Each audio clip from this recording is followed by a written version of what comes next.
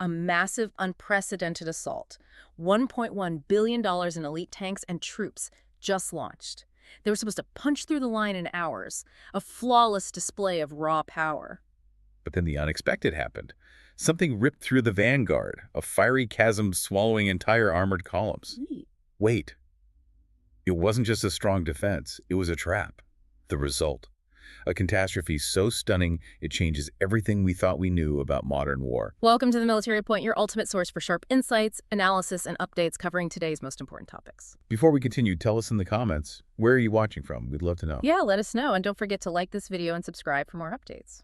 So today we're diving into this specific clash, right, near the Donetsk-Luhansk frontier.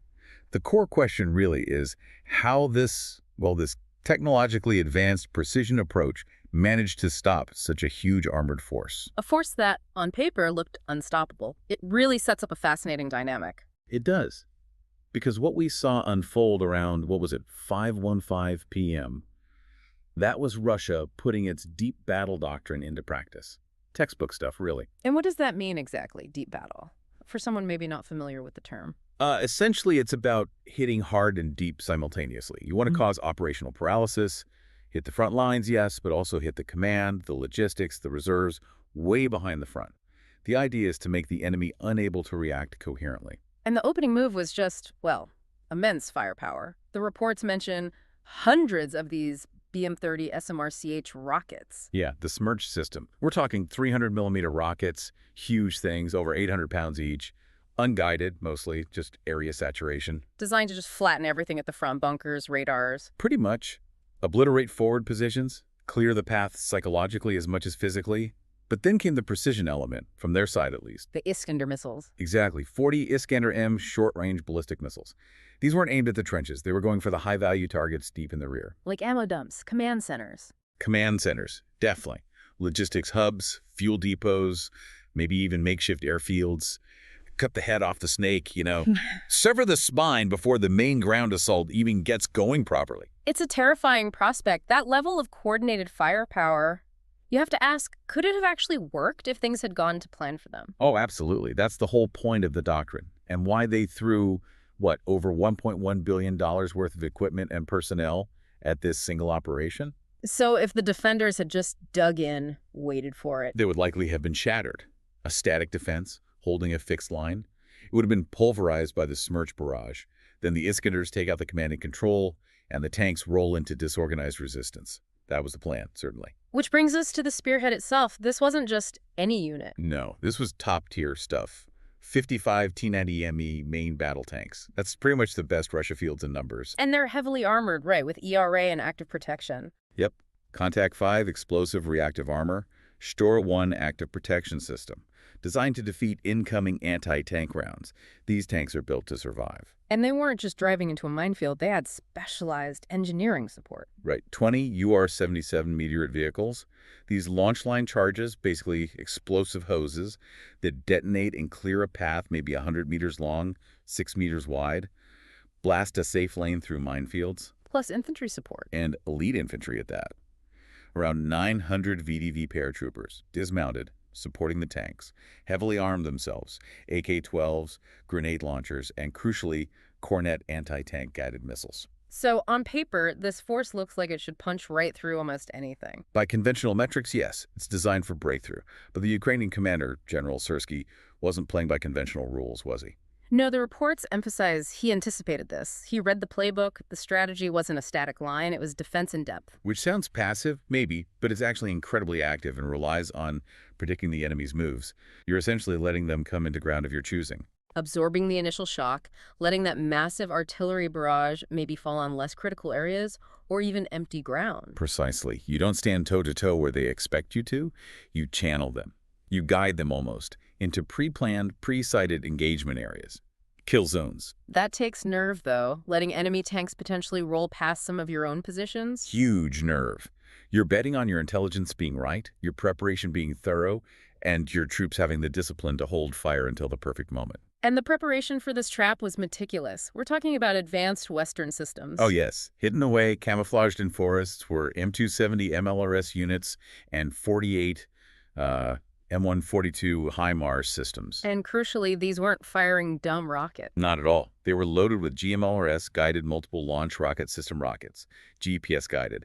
They knew exactly where the likely choke points and engagement areas were, and those coordinates were preloaded. So pinpoint accuracy on call, what about eyes in the sky? That was critical, too. A dozen F-16 Fighting Falcons were overhead.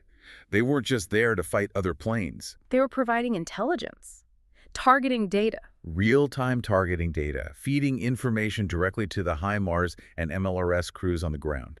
And importantly, they were armed with AMRAAM missiles, ready to deal with any Russian air support, especially those attack helicopters that usually accompany tanks. And one more layer to this defense, the hidden teams. Yeah, Special Forces teams. Dug in deep along the flanks of the expected advance. Their orders were, well, almost counterintuitive. Let the main armored column pass. Let them pass. Let them pass. Don't engage the front. Wait until the bulk of the force is inside the kill zone. Then hit the vulnerable flanks and the rear elements. Yeah. They were armed with javelins and stingers. Betting that the Russians would be so focused on pushing forward they wouldn't secure their sides properly? A huge gamble.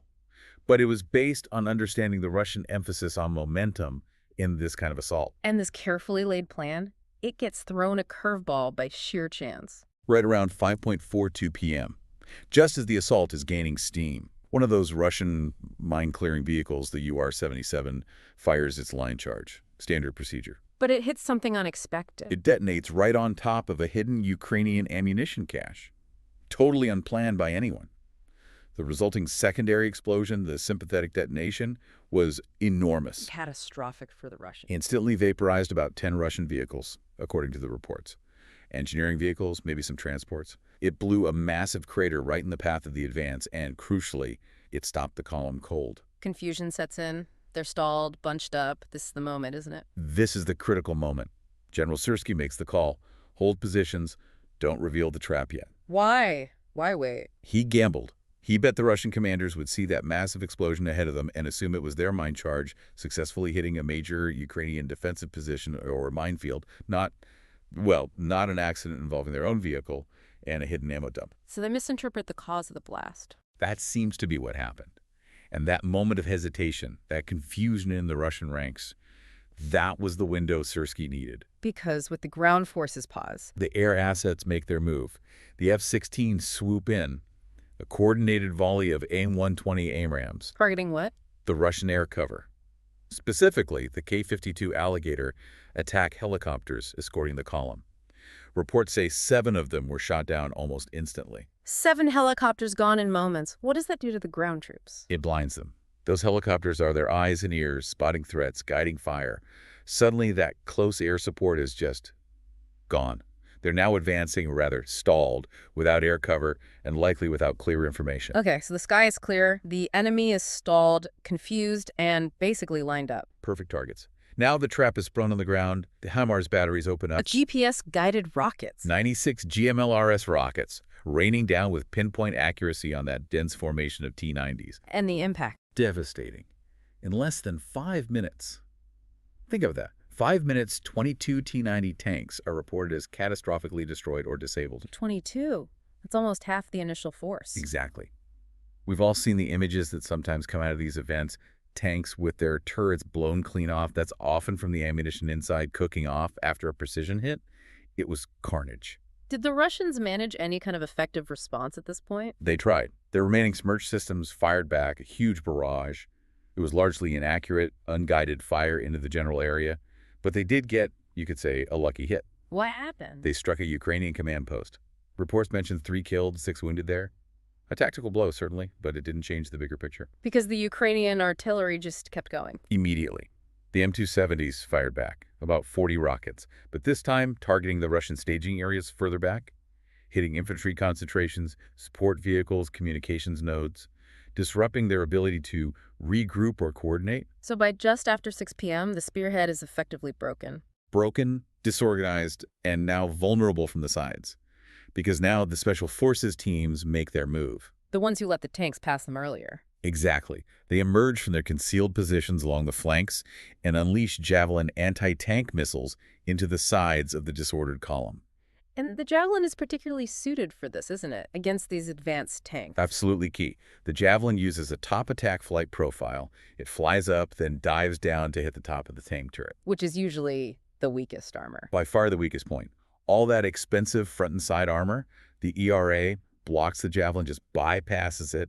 It hits where the tank is most vulnerable, and reports indicate another 1790s were disabled or destroyed very quickly by these flank attacks. So that advanced Contact 5 armor didn't help them against the Javelins. Not against that attack profile, no. It highlights how tactics and technology interact. The best armor is useless if the weapon is designed to circumvent it. What happens next? It sounds like the assault has completely collapsed. It transitions from an assault into a fight for survival for the Russians. From about 6:20 p.m. onwards, it becomes a systematic dismantling of the remaining force. How so? The guided rockets, likely HIMARS again, shifted focus. They started targeting the logistics train in the rear. Fuel trucks, ammunition carriers. Causing massive secondary explosions. Huge ones. You're not just destroying supplies, you're creating more chaos. Cutting off retreat paths, taking out the ability to sustain any kind of fight. Command vehicles were also priority targets. Take out the communication, take out the officers. And the air power came back in. The F-16s returned, this time conducting strafing runs on the exposed VDV infantry, who were now scattered and without their tank support. Yeah. Meanwhile, the Javelin teams continued picking off tanks. Another 1790s reportedly fell. So by 6:30 p.m., how many tanks were left operational? Fewer than 20 out of the original 55. An absolutely catastrophic loss rate in just over an hour of intense combat. The psychological shock must have been immense. Was there any final Russian attempt? One last desperate artillery barrage. Over 400 shells fired in about 15 minutes. But again, without accurate targeting data, without spotters, without clear command, it was ineffective. Firing blind into empty fields, essentially. Just noise signifying nothing at that point. Pretty much.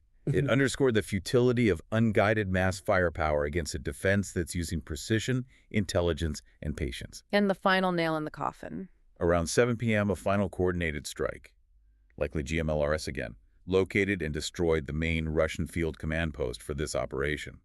Several senior officers were reportedly killed. So decapitation at the tactical level, too. Complete decapitation. With leadership gone, the remaining isolated units either surrendered or were mopped up. Hundreds captured, over 350 infantry casualties reported killed or wounded, plus the irreplaceable loss of elite troops and dozens of top-line tanks. It's just an astonishingly one-sided result given the initial balance of forces. It really is. And the main takeaway here is crystal clear, I think.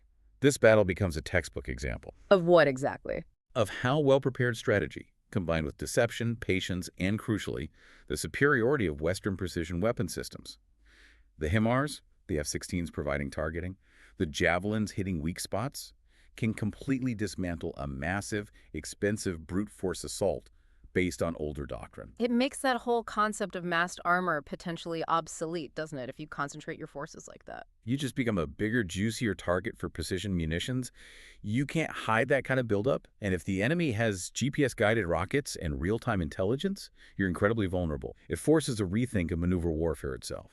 So thinking about all the elements, what do you think, for the listeners perhaps pondering this, what was the single most decisive factor? Was it the air power clearing the helicopters, the precision rockets from HIMARS, or was it Syrski's strategic patience and the trap itself? Let us know in the comments what you think. It's tough to isolate one thing. They all work together so effectively. But the psychological impact, seeing those images afterwards, the destroyed T-90s, the captured elite VDV troops, that resonates through military planning offices worldwide. It proves the old ways can be incredibly brittle when faced with modern, networked precision technology. Future conflicts might be less about finding a weak point to punch through and more about how to operate without becoming an easy target for systems like these. Exactly. Dispersion, deception, speed, network security, these become even more paramount. You've been listening to The Military Point. Stay sharp, stay informed, and we'll catch you next time.